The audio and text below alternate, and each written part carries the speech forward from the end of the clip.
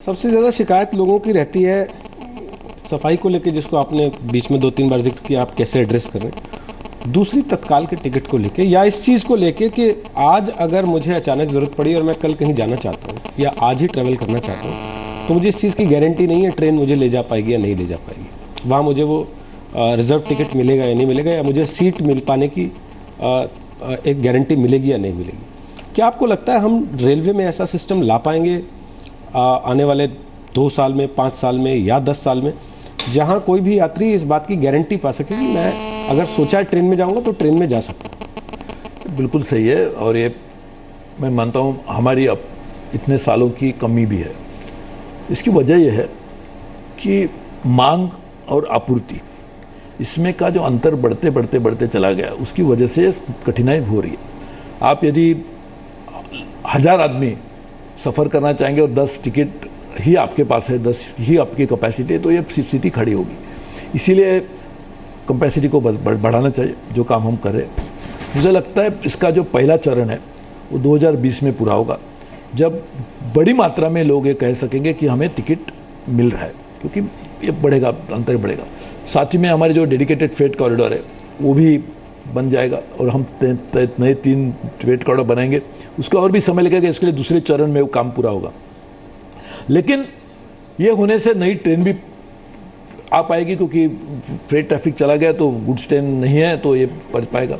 World bank ने भी कहा है कि इस तरह से आप कैसे चला सकते हैं, एक ही ट्रैक के ऊपर ट्रेन भी दोनों चल रहे। जैसे अपने एक्सप्रेस वे बना दिया, बैलगाड़ी चल रही है, घोड़े की गाड़ी भी चल रही है, हाथ गाड़ी भी चल रही है, रिक्शा भी चल रही है, साइकिल भी चल रही है, तो उसका स्पीड कैसे चलेगा? तो स्पीड आपको करना है तो सिर्फ एक्सप्रेस वे बना के नहीं होगा, तो उसके लिए और भी कदम उठाने होंगे। तो ये हम सब काम 1 साल में, 5 साल में, 2020 तक उसको पहले चरण में पूरा करेंगे। और मुझे लगता है आपने बिल्कुल सही पूछा, ये मैं मानता हूँ ये व्यवस्था की कमी है, उसको ठीक करना ही होगा। उसके लिए काम की हमने शुरुआत भी की है, और मैंने जैसे कहा कि हम सिर्फ एक इमीडिएट बातों के ऊपर ध्यान देते कि लॉलीपॉप लेके लोगों को खुश करते, तो ये काम कभी पूरा नहीं होता, जो आज कितने सालों से उसको नज़रअंदाज किया गया है। इसीलिए दोनों तरफ से काम की शुरुआत की है। आज की चुनौतियां, आने वाले कल की ज़रूरत, चुनौतियां और ज़रूरत साथ में आएगी, लोगों को सहायता होगी, लोगों को राहत मिलेगी। रेल नीर कुछ समय पहले सुप्रीम कोर्ट के स्कैनर पे भी आया, आप उस वाक़े को जानते हैं। क्या आपको लगता है कि पानी का मसला, खाने का मसला, प्राइवेटाइजेशन इसका हल है? रेलवे खुद नहीं कर सकता है चीज़ें बेहतर? देखिए, एक तो हमें प्राइवेटाइजेशन, ये जो एक लफ्ज़ है, उसके लेके लोगों को सेंसिटिव है, क्योंकि कुछ लोग ऐसे बन जाते। मैंने कहा, किसी को कहा मैंने, एक बदमाश, तो लोग लगता है गाली है, लेकिन माँ बच्चे को कहते तो नहीं लगेगा, लेकिन ऐसे लगता है। तो इसे लगता है कि इसीलिए इन लफ्ज़ों को हट कर हमारी ज़रूरत क्या सोचना चाहिए कि प्राइवेटाइजेशन एक लफ्ज़ है, उसके बारे में लोगों की अलग अलग पूरे विश्व में कुछ जुड़ी हुई सर। तो हमको ये सोचना चाहिए कि रेल की ज़रूरत क्या है। रेल में निवेश की आवश्यकता है, रेल को आधुनिकीकरण की ज़रूरत है, रेल में अच्छी तरह से मैनेजमेंट लाने की ज़रूरत है। तो हमें ये देखना चाहिए कि ये चीज़ किस तरह से रेल में लाई जा सकती है। इसीलिए आउटकम ओरिएंटेड अप्रोच होना चाहिए कि क्या हम चाहते क्या है, ये सब प्रोसेस करने के हम चाहते क्या है, इसके ऊपर हम ध्यान दे के काम करेंगे, तो मुझे लगता है इस तरह के जो खामखा कंट्रोवर्सी खड़ी होती है वो खड़ी नहीं होगी। तो हम ये चाहते हैं कि आज भी रेल में निवेश की आवश्यकता है। निवेश करने में हमने बहुत बड़ा, अभी कुछ राज्यों को 1000 मिल रहा था, आपको 3-4 हज़ार करोड़ रुपये मिल रहे साल का, इतने बड़ी मात्रा में बढ़ा है। लेकिन उसके बावजूद भी ज़रूरत ज़्यादा है, तो निवेश की ज़रूरत होगी। इसके लिए निजी भी निवेश हमें रेल में लाने की आवश्यकता है। उसके ऊपर हम किसी भी हालत में हम उसको नज़रअंदाज नहीं कर सकते। और निजी निवेश का मतलब ये नहीं हुआ कि उसका प्राइवेटाइजेशन से कोई ताल्लुकात है। बड़ी मात्रा में, जैसे कि अभी हमने वैगन मैन्युफैक्चरिंग है, वो हम निजी क्षेत्र को दिए हुए, वो बनाते हैं, वो भी उसमें कोई प्राइवेटाइजेशन नहीं है। हम बड़ी मात्रा में, आज भी हमारी कोशिश है कि जैसे कि हमने 2 डीजल और इलेक्ट्रिक लोकोमोटिव 40,000 करोड़ के ऑर्डर हमने निजी कंपनियों को दिए। वो लाभ रेलवे को होगा, निवेश वो करेंगे, तो इससे लाभ करने की इस तरह के नए मॉडल बनाने होंगे। प्राइवेट फ्रेट टर्मिनल है, वो बनते हैं, फ़ायदा क्या होगा, रेल के पास और बड़ी मात्रा में ट्रैफिक आएगा, रेल को लाभ होगा। जैसे कि पोर्ट कनेक्टिविटी है, हमने जहाँ जहाँ पोर्ट कनेक्टिविटी दी है उसमें डिस्टेंस कम होता है, क्योंकि पोर्ट से लेके मेन लाइन तक ज़्यादा नहीं होता है, 50 किलोमीटर, 100 किलोमीटर, 200 किलोमीटर। उन्होंने निवेश किया निजी क्षेत्र ने, वो वहाँ से पोर्ट से लेके, क्योंकि वो पोर्ट खुद चला रहे, वहाँ से उन्हें ट्रैफिक कहाँ तक लाया, मेन लाइन तक। मेन लाइन तक लाने के लिए 500-200 किलोमीटर लगा होगा, लेकिन उससे आगे जब मेन लाइन पे आ गया तो पूरे देश के रेल लाइन से घूमेगा, 1000-1500-2000 किलोमीटर जाएगा, तो हमें कितना लाभ हुआ। निवेश उन्होंने किया, कार्गो लेके आए, वो कार्गो अपने 2000 किलोमीटर चल रहा है, उसका लाभ रेलवे को ही हुआ। तो मुझे लगता है इस तरह के मॉडल को हमने ढूंढ निकालना चाहिए, ढूंढ निकाल रहे हैं, उसको ऊपर कार्यवाही भी कर रहे हैं। तो मानता हूँ इससे सबको लाभ होगा, नुकसान किसी का नहीं होगा। सबकी जो उनके निजी लोगों के जैसे हमारे एम्प्लॉयज़ है, मैं मानता हूँ वो हमारे बहुत ही बड़ी मात्रा में हमारे असेट है। काम रेल में काम करने वाले कर्मचारी ये हमारी सबसे बड़ी देन है, तो उनकी हित की रक्षा करना मैं मानता हूँ मेरा प्रथम अहम कर्तव्य है। और किसी भी मामले में, किसी भी हालत में रेल के काम करने वाले लोगों को, रेल जो हमारा एक राष्ट्रीय संपदा है, उसको किसी भी हालत में हम नुकसान नहीं पहुंचाएंगे। चलिए, बहुत समय लिया हमने आपका, चलते चलते बहुत छोटे छोटे दो मैं और सवाल आपसे लेना चाहता हूँ।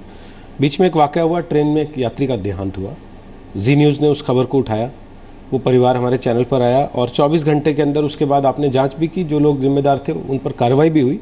और पहली बार रेलवे के इतिहास में एक बड़ा पॉलिसी डिसीजन हमने देखा कि आपने कहा अब जहाँ भी जैसी भी परिस्थिति आएगी उसके हिसाब से वहाँ पर अगर सरकारी डॉक्टर उपलब्ध नहीं है तो प्राइवेट डॉक्टर मुहैया कराया जाएगा।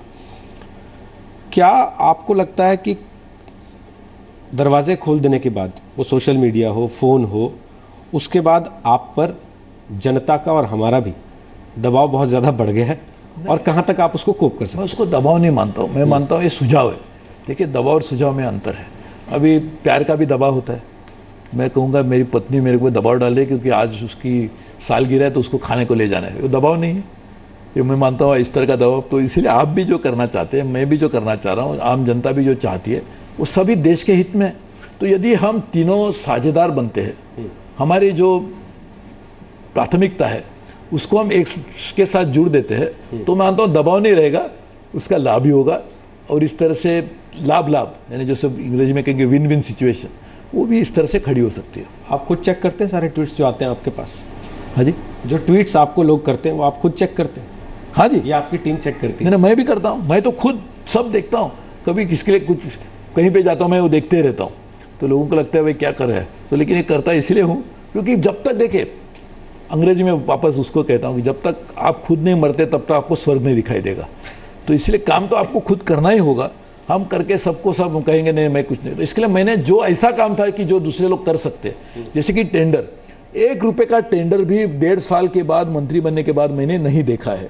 ट्रांसफर, पोस्टिंग, अपॉइंटमेंट जैसे चीज़ों के ऊपर मैं ध्यान नहीं देता कि जहाँ लोगों को कुछ गलतियाँ हो सकती है। लेकिन इसका मतलब ये नहीं कि मैं उसके ऊपर, मेरा पूरा उसका इंफॉर्मेशन सिस्टम है, बनाया गया है। लेकिन मैं मानता हूँ कि मंत्री को काम करने के लिए बहुत और काम है, ऐसे काम जो करने के लिए रेल में 13 लाख लोग हैं, वो लोगों को उनकी जिम्मेदारी निभानी चाहिए। और हमने जहाँ जहाँ डेलीगेशन किया है, उनकी जिम्मेदारी किस तरह से वो निभा रहे हैं वो देखने के लिए हम लोगों ने एक की रिजल्ट एरिया, एक नया कॉन्सेप्ट है देश, एक सरकार की यंत्रणा में, हमने कहा कि आपने क्या काम किया, बहुत अच्छा किया साहब, वो नहीं चाहिए, आप की रिजल्ट एरिया दिखाइए।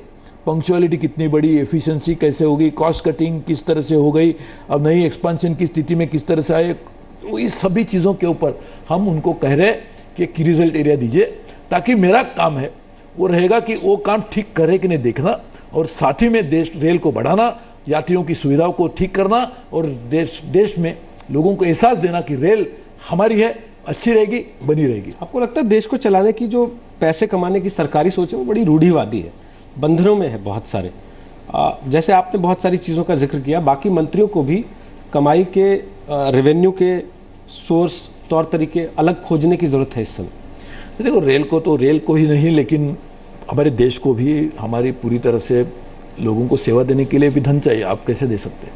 आपकी किसी में कुछ होगा तो आप चैरिटी कर सकते, तो इसके लिए काम तो करना चाहिए, आमदनी बढ़ानी चाहिए, उसके नए नए मार्ग खोजने चाहिए, और ऐसे भी होने चाहिए कि उसका ज़्यादा बोझ लोगों के ऊपर ना है। इसके लिए मैंने कहा कि नॉन रेल रेवेन्यू को देख रहे, एडवर्टाइजमेंट को देख रहे हैं, स्टेशन रीडेवलपमेंट का एक बड़ा काम हमने जो शुरू किया है, उसको लगेगा 3-4-5 साल, लेकिन जब पूरा होगा तो आप देखेंगे कि लोगों को इस बात का एहसास होगा कि हमने क्या कहें, हम यहीं पे है कि कहीं और जगह पर है। इसलिए मैं मानता हूँ ये सभी चीज़ों के ऊपर काम करने की शुरुआत हुई है।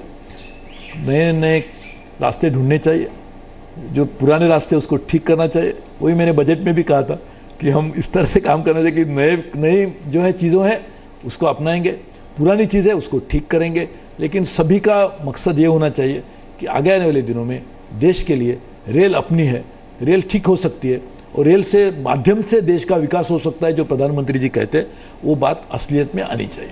चलिए, हमारी शुभकामनाएं आपके साथ हैं सुरेश प्रभु जी। आप पूरी ताकत के साथ, पूरे मन के साथ काम कर रहे हैं और लोग उसे पसंद भी कर रहे हैं, आपको प्यार भी कर रहे हैं। इसीलिए देश के सबसे पसंदीदा मंत्रियों में आपका नाम सबसे ऊपर आता है। और हम उम्मीद करते हैं कि आपके रहते रहते 2019 तक ही हम कम से कम वो समय देख पाएंगे जैसे आदमी शान से बताता है कि फ़्लाइट में सफ़र करने जा रहा हूँ, तो वैसे ट्रेन के सफ़र के लिए भी शान से बताया करेगा कि आज मैं ट्रेन में सफ़र करने जा रहा हूँ। ये सब करने के लिए आपकी शुभकामनाएं मुझे लगता है हमारे लिए बहुत ही बड़ी अमानत होगी। उसके साथ साथ हम काम करने की और जोर से कोशिश करेंगे। बहुत बहुत धन्यवाद जी, आपको भी और सभी दर्शकों को भी। तो सुरेश प्रभु हमारे साथ मुखातिब थे जी न्यूज़ पर। सरकार के 2 साल के कामकाज पर आपने उनकी बातें सुनी। आप उनको कितने नंबर देते हैं ये आपको तय करना है। #2 साल क्या हाल, इसके साथ आप अपनी राय, अपने विचार ट्वीट कर सकते हैं और चाहे तो सुरेश प्रभु जी को भी सीधे राय दे सकते हैं ट्विटर पर। उन्होंने बताया कि वो खुद पढ़ते हैं जो ट्वीट्स आप उनको करते हैं। फिलहाल इतना ही।